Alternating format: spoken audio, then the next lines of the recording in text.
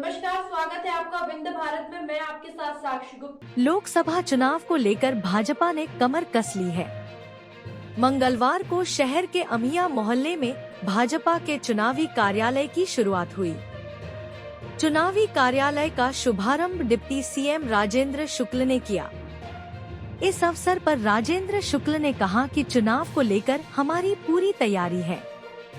हमारे कार्यकर्ता उत्साह से भरे हुए हैं। भारत की शाख देश सहित पूरे विश्व में बढ़ी है।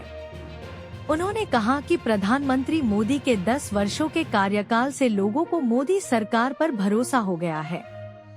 इस दौरान उन्होंने पार्टी कार्यकर्ताओं से कहा कि हमें सरकार के द्वारा किए गए कामों की जानकारी जनता के बीच पहुंचानी है।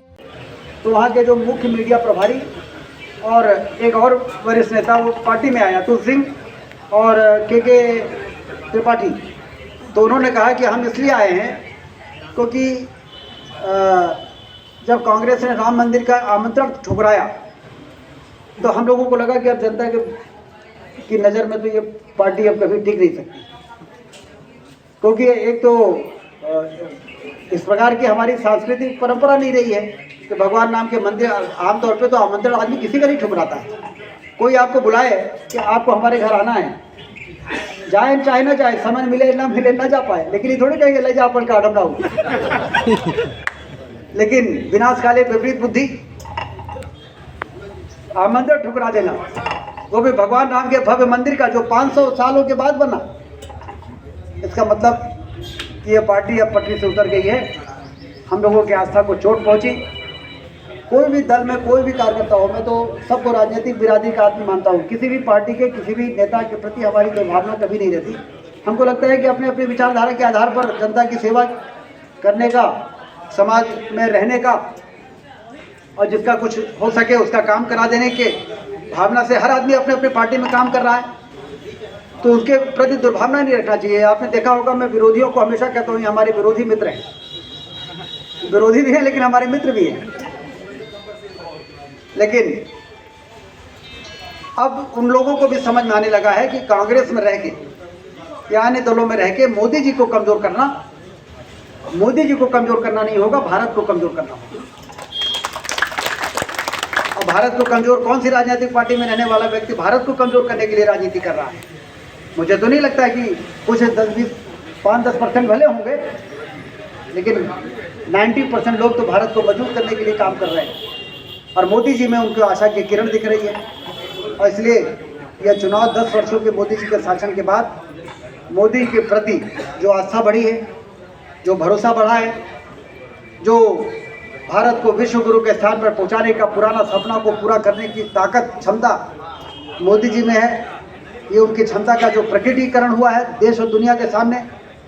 तो यह चुनाव बहुत ही उत्साह से भरा हुआ चुनाव, जनता इंतजार कर रही है कैसे चुनाव आए और हम जाएं और वोट डालने जाएं और कमल के बटन दबा के मोदी जी के हाथ रहने का उद्घाटन किया गया है। और लोकसभा चुनाव को लेकर क्या पूरी तैयारी है, कैसे बूथ वगैरह? पूरी तैयारी है।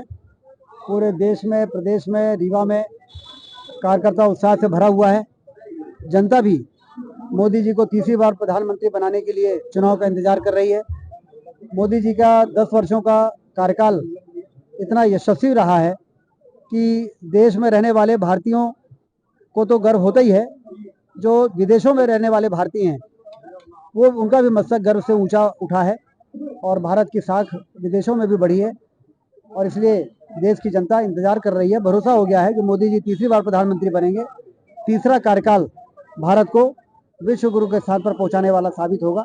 इसलिए लोग अपने भविष्य को देखते हुए, भारत को मजबूत बनते हुए देखने के लिए इस चुनाव में मोदी जी को के हाथों को मजबूत करने के लिए चुनाव का इंतजार कर रहे हैं। भैया, कल पूरे प्रदेश में नर्सिंग छात्राओं को लेकर एक बहुत बड़ी राहत भरी खबर है। हमने आपसे कहा था जब ये बात आई थी कि नर्सिंग छात्राओं का क्या होगा, भविष्य अंधकार में हो गया, तो मैंने कहा था कि किसी को चिंता करने की जरूरत नहीं है। कल माननीय हाई कोर्ट ने जो निर्णय किया है उसमें 45,000 ऐसे नर्सिंग छात्राएं जिनके कॉलेजों को डिफिशिएंट और अनसुटेबल कर दिया गया था, उनको भी परीक्षा देने के लिए हाई कोर्ट के निर्देश हो गए हैं। और हमारी जो मेडिकल यूनिवर्सिटी है उसने जो कार्यक्रम जारी किया है उसके अंतर्गत कौन से बच्चे को कहाँ पर एग्ज़ाम देने के लिए सेंटर मिलेगा वो सारा जल्दी ही तय हो जाएगा।